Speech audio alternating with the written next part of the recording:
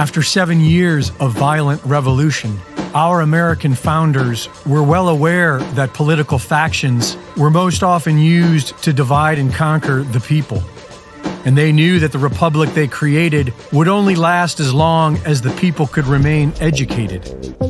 In 1816, Thomas Jefferson wrote, "If a nation expects to be ignorant and free in a state of civilization, it expects what never was and never will be."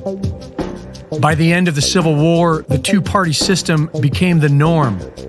The globalist system we face today was born, and the deliberate dumbing down of the American citizen began with our great-great-grandparents. In the late 1800s, the Skinner-Pavlovian method was brought into American schools by Johns Hopkins. These psychological methods allowed teachers the ability to program students' behavior in the same way that Pavlov did with dogs. In 1934, the Carnegie International Endowment for Peace published the Report on the Commission on Social Studies, which explicitly stated the goal of eventually taking away people's land, and noted that most people would obviously oppose this. The solution was to begin using the school system to recondition the minds of children. In 1976, the bicentennial year of the Declaration of Independence, 124 congressmen signed the Declaration of Interdependence, which stated that 2 centuries ago, our forefathers brought forth a new nation. Now we must join with others to bring forth a new world order.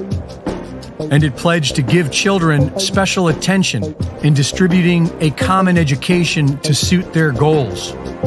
By the 1990s, this globalist dumbing down system was perfected, and America began exporting it worldwide in what is known as outcome-based education.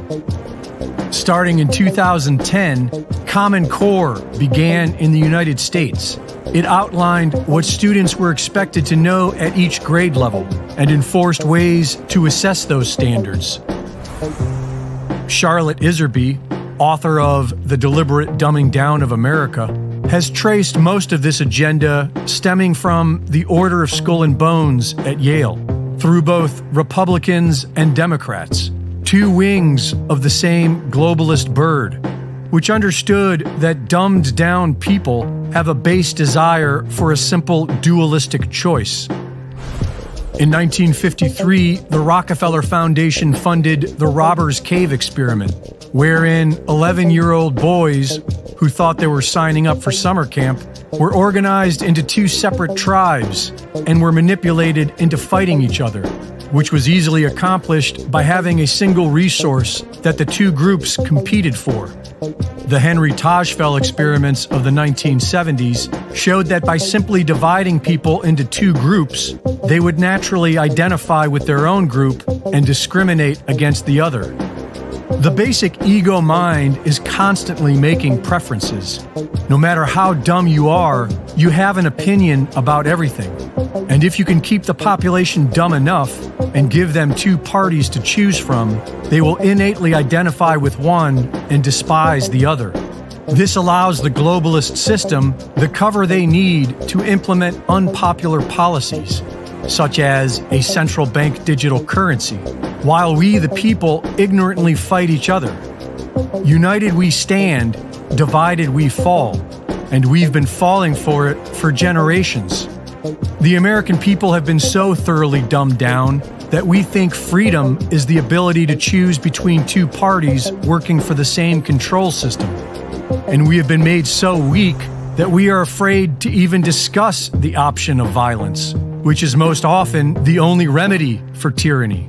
But if we were an enlightened people, we could simply unite together as one and just say no to the tyrants.